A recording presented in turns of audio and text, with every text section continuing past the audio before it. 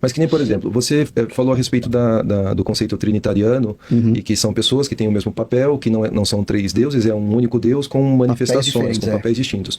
Mas existe adoração entre essas pessoas da Trindade? Por exemplo, uma pessoa adora a outra? Não. Não existe hierarquia entre elas. Eu queria ler um texto, então, e eu queria entender como que o cristianismo explica para nós esse texto, né? O texto de Yohanan, João, capítulo 4. É a passagem lá da samaritana, né? Sim. Que está no poço de Jacob, conversando com Yeshua. Ela também aguardava Mashiach, porque os samaritanos são descendentes do povo de Israel, né? Das 10 tribos. E aí ela faz uma pergunta, né? Vocês, judeus, falam que nós devemos adorar em Jerusalém. Nossos pais, os samaritanos, falam que é nesse monte aqui, que é o Monte Gerizim, que para os samaritanos é onde deveria ser construído o Beit HaMikdash. E aí Yeshua vai dar uma resposta, e essa resposta chama muito a minha atenção, e eu queria ver como que o cristianismo explica pra gente, porque ele diz assim no verso 21, disse-lhe Yeshua, mulher, crê que a hora vem em que nem neste monte, nem em Jerusalém adorareis ao Pai. Então aqui ele já está dizendo assim, que vai vir a hora que vocês vão adorar quem? O Pai. Aí no verso 22, ele vai dizer assim, vocês adoram o que não sabem. Nós, e ele não está dizendo eu, ele está dizendo nós adoramos o que sabemos, porque a salvação vem dos judeus. Então ele está dizendo assim, que os judeus adoram o que sabem. E ele se inclui nessa adoração. Sim. Ou seja, então ele está dizendo, nós adoramos o que sabemos porque a salvação vem dos judeus. E aí ele vai dizer, né? Mas a hora vem, agora é, em que os verdadeiros adoradores adorarão ao Pai. Aqui, se ele tivesse num pé de igualdade e fosse uma pessoa da Trindade, ele diria o quê? E os verdadeiros adoradores nos adorarão. Mas você fala em questão de se existe uma hierarquia? Porque eu vejo uma hierarquia. E ele diz aqui, por exemplo, verso 24, Deus é espírito e importa que os verdadeiros adoradores o adorem em espírito e em verdade. E ele diz assim, a mulher disse, eu sei que quando Mashiach, que se chama o Cristo, vier, ele nos ensinará todas as coisas. Então o que ela está esperando? Mashiach. E ele vai dizer assim, Yeshua disse, sou eu que falo contigo.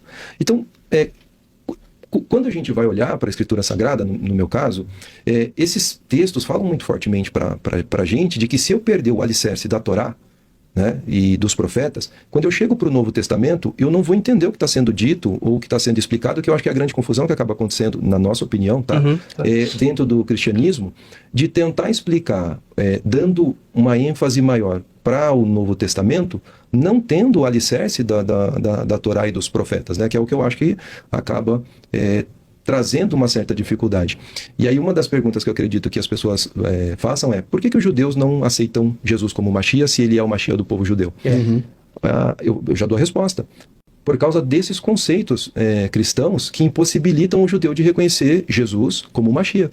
Então, hoje eu acredito que o judaísmo messiânico ele tem um papel fundamental, nesse tempo final, de trazer a verdadeira identidade de Yeshua como Mashiach, prometido para o povo de Israel, mas dentro do seu devido papel. Porque quando você chega para um judeu, imagina que eu não reconheça Yeshua como Mashiach.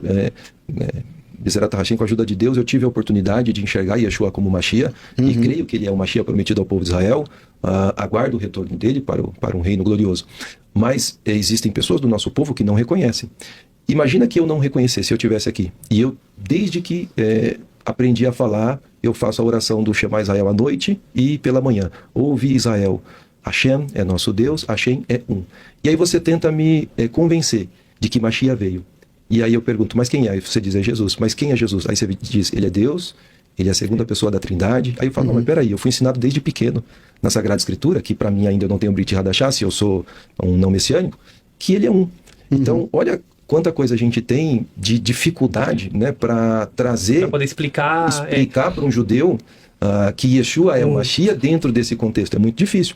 Por isso que nós seguimos a linha, né, de enxergar Yeshua como Mashiach, porque isso nenhum judeu vai discordar, filho de Deus, nenhum judeu vai discordar, porque foi feita essa promessa para Davi Hamelech, né, que vai ser alguém da sua descendência, que eu vou ser para ele como pai e ele vai ser para mim como filho. O judeu não tem problema nisso. O problema para o judeu é quando a gente entra nessa questão da Trindade, né, porque aí é uma coisa que é difícil para o judeu entender. E aí tanto para o ortodoxo quanto para o messiânico ou qualquer outra linha. É um problema geral. O ortodoxo é difícil de aceitar, então eles vão rejeitar que Yeshua seja Mashiach, né? Para o judeu messiânico, ele não consegue entender a questão da Trindade como sendo algo bíblico. O judeu messiânico não consegue entender.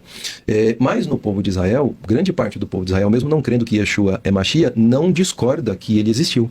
Então, se você for lá em Israel e conversar com os judeus israelenses e falar, vocês acreditam que Jesus existiu, né? Em hebraico ele é chamado de Yeshu, tira o A do final, né? É uma forma pejorativa, inclusive. Para nós é Yeshua, mas no hebraico é Yeshu, que é uma forma pejorativa. E aí ele vai dizer, sim, nós acreditamos que ele foi um Como judeu. figura histórica Jesus histórico, ali, sim. Perfeito. Mas não é entendo. fácil explicar a Eu queria- Trindade, eu mas